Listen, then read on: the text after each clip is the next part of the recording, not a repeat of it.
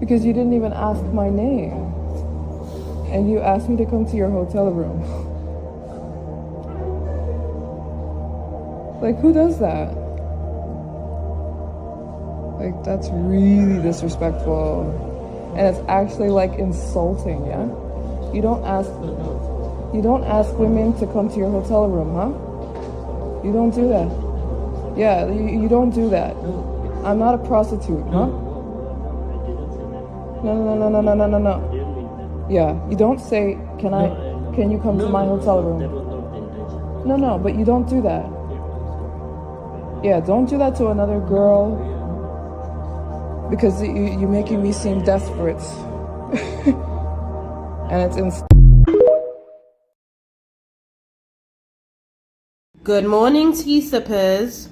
So as you guys saw that video, I came across that video yesterday when I was scrolling through TikTok of this American YouTuber that I followed like for the longest time, and I like her besides her scandals of being a scammer. You know, she has scammed a couple of people, of which is not the point of this video. But then I know I'm just preparing myself for those that are going to come here and be like, we know this girl, she's a scammer. So Maryjane Byram has got 358,000 subscribers on YouTube. So she's like the first travel YouTuber that I followed. So I got to learn about travel. Like, wow, you can travel and post videos on YouTube and make money. So like, I think she's the first person like that just really like made me interested in YouTube as a whole.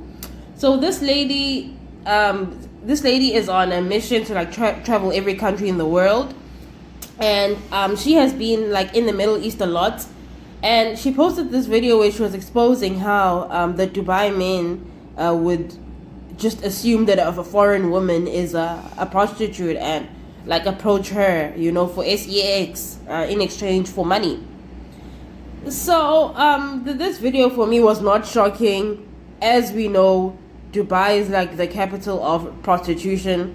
It's just that the fancy buildings and everything else and the lifestyle and how it's portrayed online just like hides like what's really going on. And you know how with media and influencers we only get to see like the beautiful parts. So as you guys can see, like this is the Dubai, the UAE that sold to us.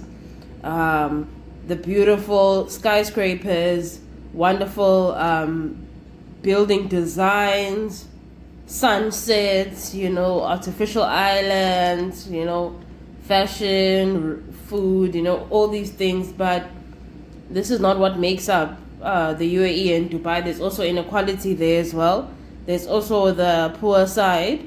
And I actually heard that they eliminated poor people from the streets. They literally got rid of poor people, and I'm speaking in code, as a way to sell this dream. And you know how they even pay influencers to act like everything is just like so perfect there, when women barely have rights, when they arrest foreigners for every little silly thing, even if like you make like, even if you're just like speaking loud, you can literally get arrested for that.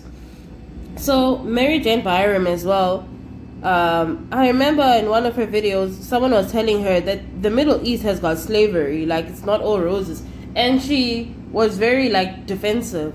And now I'm like, see, when people were telling you how it really feels to not be rich in these countries, you want to be defensive, and now you are experiencing being sexualized as a black woman that side.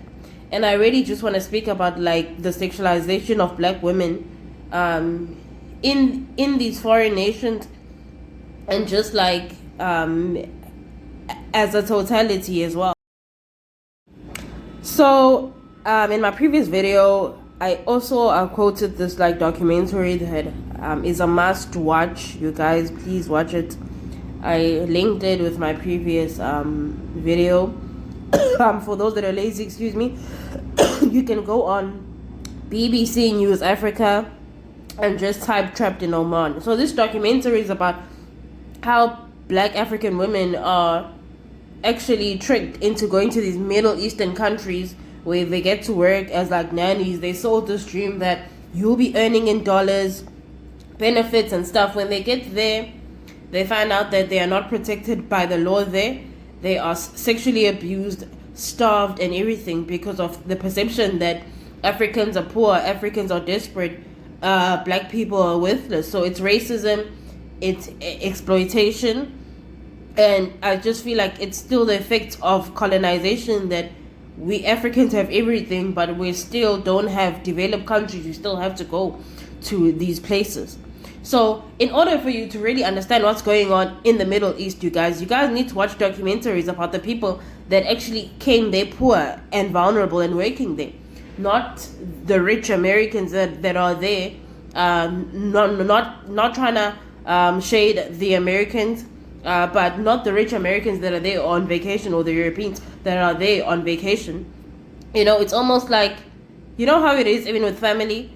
Family just seems so. Family is very nice to you when you're visiting on during Christmas, but when you live with your family members, you get to realize that some of these people are really mean, you guys. I've experienced it, and I think a lot of people have experienced it. So there is this sexualization of black women, especially because of our shape, and how we just have bigger breasts, bigger hips. So I would also like to honor the late Sarah Batman. So this story is also related to the topic that I'm talking about, which is the sexualization of black women as a whole. So there is a South African woman who went by the name of Saraki Batman. She was born in the Eastern Cape, South Africa. She was a native black, a South African woman. And she had this condition whereby her glutes were very enlarged. So she had these very enlarged hips and bums. And she was sexualized by the European colonizers. She was deceived and taken to Europe, where she was basically trafficked and used as a way to attract people and for people to pay. So she was basically a sex worker in a way, but she was exploited because of her figure. And it got to a point whereby even white women had these dresses that had these enlarged backs as a way to copy Sarah Batman. So we see how even white women started now feeling a bit inferior because the white men were sexualizing the shape and figure so much. And because of the fact that these colonizers never understood that African women being thicker is not them wanting to be sexualized. That's just how they were shaped. They took it upon themselves to sexualize our features. And we see this even happening today. Look at how the BBL has been overplayed as well. Look at how white women, women of other races are getting the BBL to look like black women. And look at how even black women themselves, who are naturally shaped who are naturally curvy, still get BBLs to sexualize themselves even more. Because we live in a society where the more sexualized you are, the more money you make, even on social media and many platforms. So honestly, black women, be careful when you're traveling to these countries, and I don't even encourage you to go to these countries. So thank you so much for watching, you guys. I really enjoyed this conversation. Please like, comment, and subscribe. Please tell me what you think so we can engage. Mwah, tea sippers.